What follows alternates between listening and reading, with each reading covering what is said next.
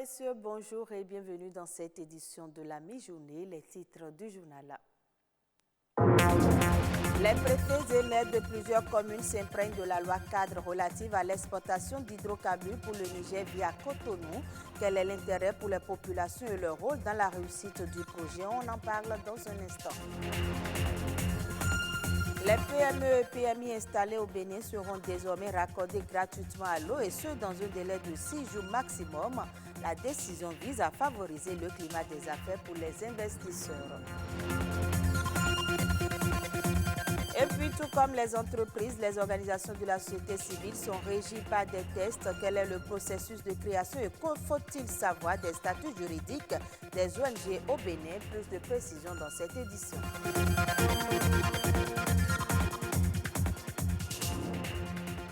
Merci de votre fidélité. Un nouveau pas décisif vient d'être franchi dans la réalisation du projet Pipeline Export Niger-Bénin.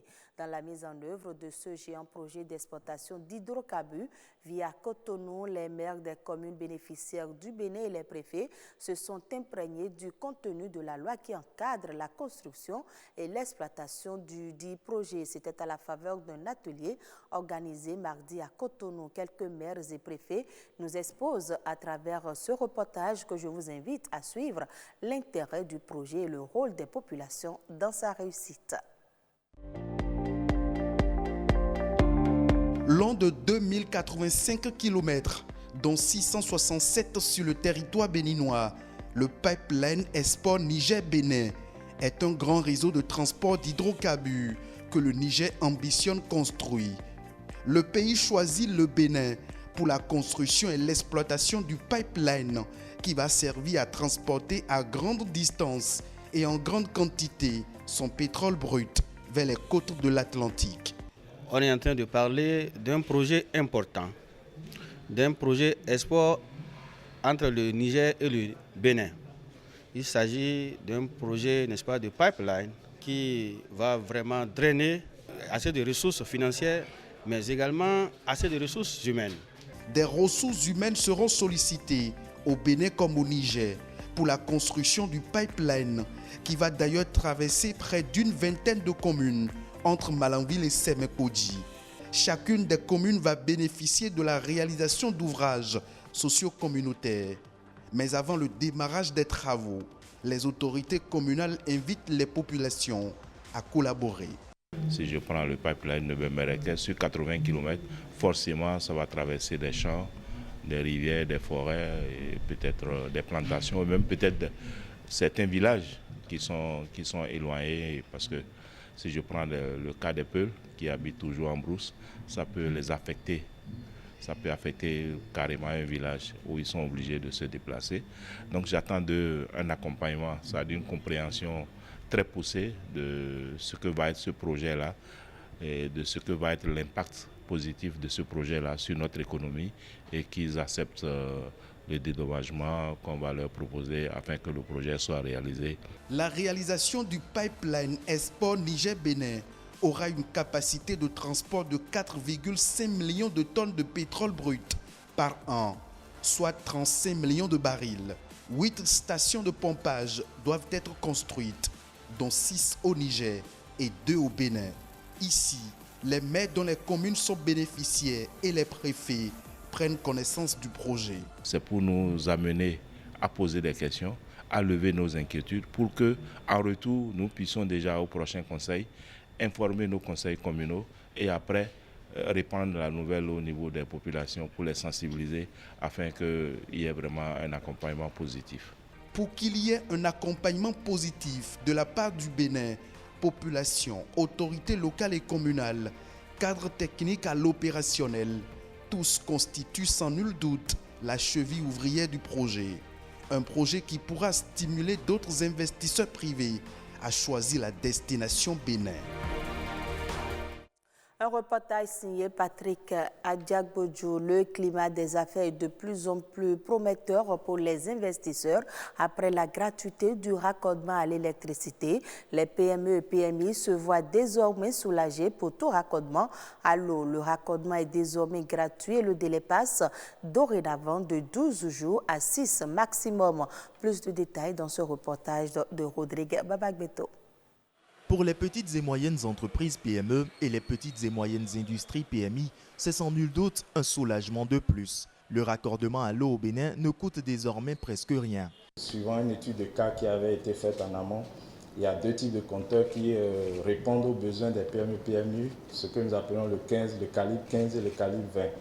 Ces 2 calibres d'ordinaire reviennent en termes de branchement à 105 000 et 110 000.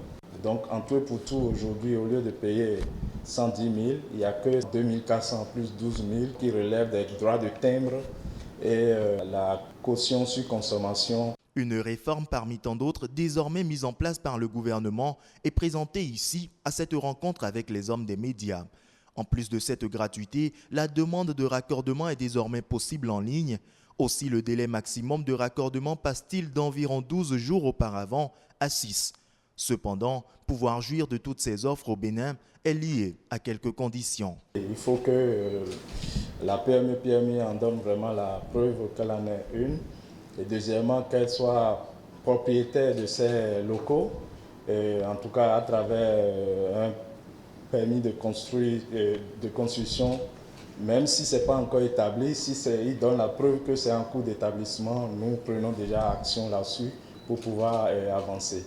Et en troisième lieu, il faudra que notre réseau soit à proximité, disons, du siège en question de la PME. Au titre des indicateurs entrant dans le classement du rapport Doing Business se trouve la facilité d'accès à l'eau potable et à l'électricité pour les entreprises.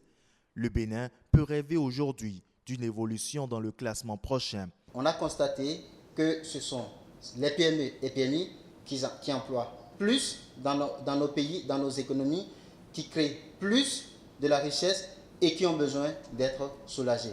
Tant que les promoteurs auront des difficultés à faire des affaires dans notre pays, le gouvernement s'en fera son affaire. Toutes ces mesures sont prises pour pouvoir accompagner le secteur privé. Nous ne pouvons véritablement aboutir au développement de ce pays que si seulement si nous arrivons à diversifier l'économie béninoise, nous arrivons véritablement à faire du secteur privé un pion essentiel. On veut que ce soit des Béninois qui soient à l'avant-garde du business au Bénin. Alléger le secteur des affaires et rendre le Bénin plus propice aux investissements reste la vision du gouvernement, un objectif qui semble bien atteint. Elles sont des organisations à but non lucratif. Les organisations non gouvernementales ne relèvent pas d'une institution ou d'un État et sont indépendantes. Comment crée-t-on une ONG et quels sont les statuts juridiques au Bénin? Chantal Dovonou, présidente de l'ONG Rehoboth, répond au micro de Julius Setondi et de Stéphanie Dekpemandora. Une ONG est une organisation non gouvernementale ou une association à but non lucratif et d'intérêt public et qui ne relève pas de l'État ni d'une organisation internationale. Pour créer une ONG, il suffit de se rapprocher soit de la préfecture ou du ministère de l'Intérieur, de la sécurité publique, selon que vous êtes une ONG à caractère religieux ou pas. Et si vous remplissez les critères, vous les déposez et après vous aurez votre récépissé d'enregistrement. Il faut forcément un statut, il faut des règlements intérieurs que vous devez ensemble rédiger, vous devez vous entendre pour définir les tests de base de l'ONG que vous allez déposer au ministère ou à la préfecture, accompagné des autres pièces telles que le casier judiciaire des membres, la liste de présence, le PV d'AG. Une ONG, c'est soit une association ou soit c'est une fondation. Une association, c'est que c'est 2 ou plusieurs personnes qui mettent leurs connaissances, leurs activités, leurs moyens ensemble dans un but d'aider d'autres personnes sans attendre prioritairement quelque chose en retour. Par contre, la fondation, c'est une autre structure ou une autre personne qui affecte son patrimoine à la structure pour une cause donnée. Toute personne qui a vraiment à cœur une cause qu'elle veut défendre, elle peut être une personne morale comme physique, peut créer une ONG. Il y a beaucoup d'opportunités que les ONG peuvent offrir parce que déjà un jeune qui finit par exemple ses études et qui recherche un stage, je crois que c'est déjà une grande opportunité. Le plus grand capital de l'ONG, c'est le capital humain. Quand tu trouves 1, 2, 3 personnes qui adhèrent à la vision, qui comprennent la vision et qui la portent avec toi, tu es parti. Suivons à présent la compilation des autres faits de l'actualité en bref et en images avec Perspective Tossa.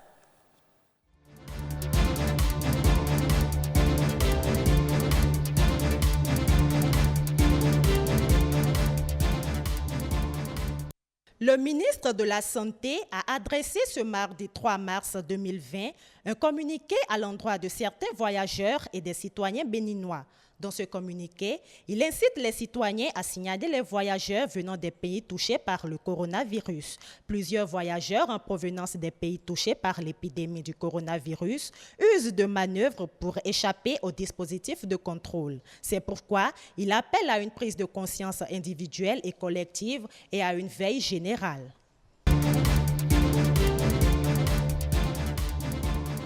L'Agence nationale de normalisation de métrologie et du contrôle qualité, ANM, effectue une opération de contrôle inopinée dans les usines de grenache de coton de certaines villes des départements du Plateau, Mono, Koufo et bien d'autres. Une équipe était à l'usine Sodeco d'Avogbana et de Boyicon dans le Zou. L'objectif est de s'assurer que les ponts bascules certifiés conformes avant la campagne continuent toujours de l'être. L'exercice a été le même et les producteurs ont une fois encore témoigné de la justesse des ponts bascules après vérification. La mission se poursuit dans d'autres usines afin de garantir l'équité dans les transactions commerciales dans le secteur du coton. Le Bénin est retenu pour accueillir le championnat de football des écoles. Pour la toute première fois en Afrique, le Bénin sera le carrefour de cette initiative financée à terme par la Fédération internationale de football association. Ceci s'inscrit dans le cadre de la mise en œuvre de la convention de coopération entre la FIFA, la Fédération béninoise de football et le gouvernement. Les 2 meilleures écoles qualifiées au niveau de chaque zone s'affronteront pour le championnat continental qui sera organisé par le Bénin courant 2020.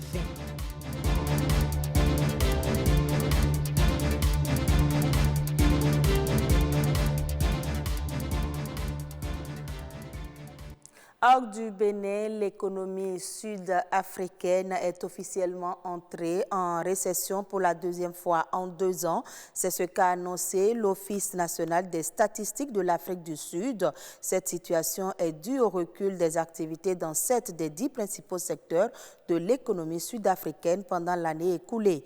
Au cours du 4e trimestre 2019, les reculs les plus importants ont été enregistrés par le secteur agricole, suivi des transports, la communication et le secteur de la construction. Cette situation a entraîné un taux de croissance de seulement 0,2% pour l'économie sud-africaine sur toute l'année 2019, soit le plus faible depuis la crise économique mondiale de 2008, alors que les tensions économiques mondiales, les contraintes climatiques ainsi que l'épidémie de coronavirus font peser des risques énormes sur l'économie mondiale. Cette nouvelle récession laisse présager un début d'année 2020 difficile pour la nation arc-en-ciel. Et ce sera tout pour ce journal. Merci de votre aimable attention.